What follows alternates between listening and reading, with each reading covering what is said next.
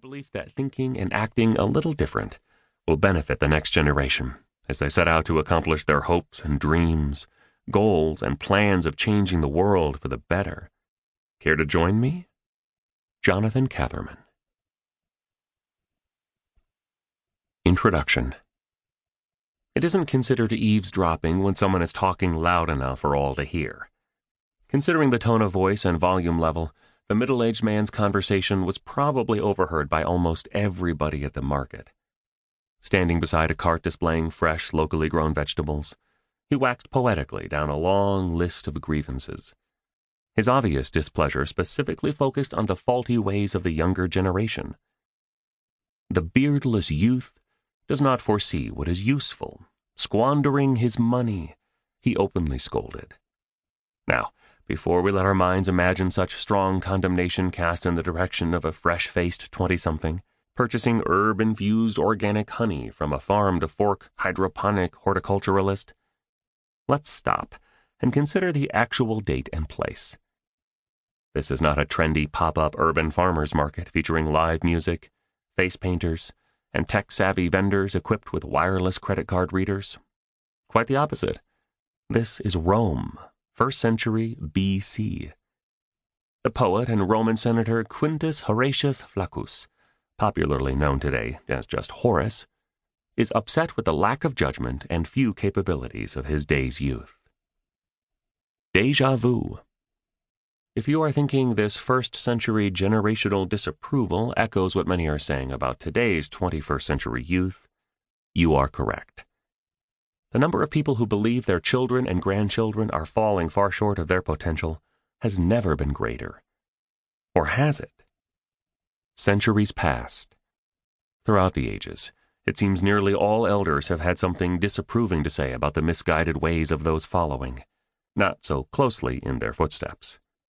300 years before Roman aristocrats were selling their kids short, the Greek philosopher and scientist Aristotle voiced his concerns about the arrogances of the young.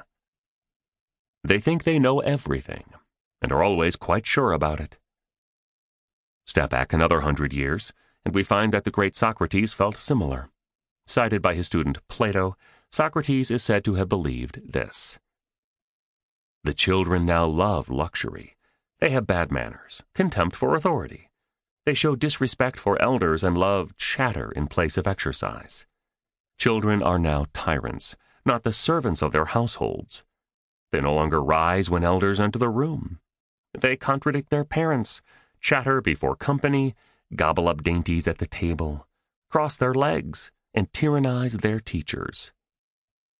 Moving east and forward over 1,000 years to the 1300s, the Japanese monk Yoshida Kenko penned his concerns in Tsorezu Rekusa, Essays in Idleness.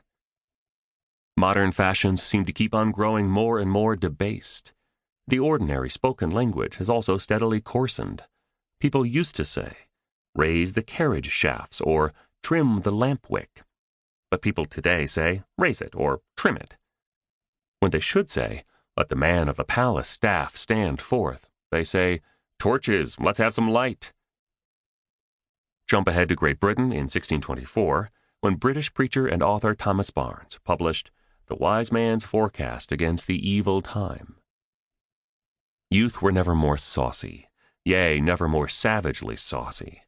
The ancient are scorned, the honorable are condemned, the magistrate is not dreaded. Old English aside, it doesn't sound like Minister Barnes held much hope for the saucy, insolent, impudent, presumptuous, defiant young people of his time.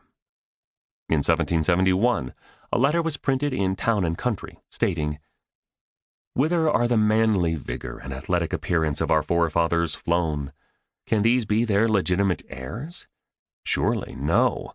A race of effeminate, self-admiring, emaciated fribbles can never have descended in a direct line from the heroes of Poitiers and Agincourt." The 1900s saw little deviation from the opinion that youthful insufficiency hadn't changed much in over 2,000 years. It seems history was once again repeating itself. 1904. Never has youth been exposed to such dangers of both perversion and arrest as in our own land and day. increasing urban life with its temptation. To keep listening to this audiobook, I've left you a link in the description so you can do it, at no cost thanks to Audible's 30-day free trial.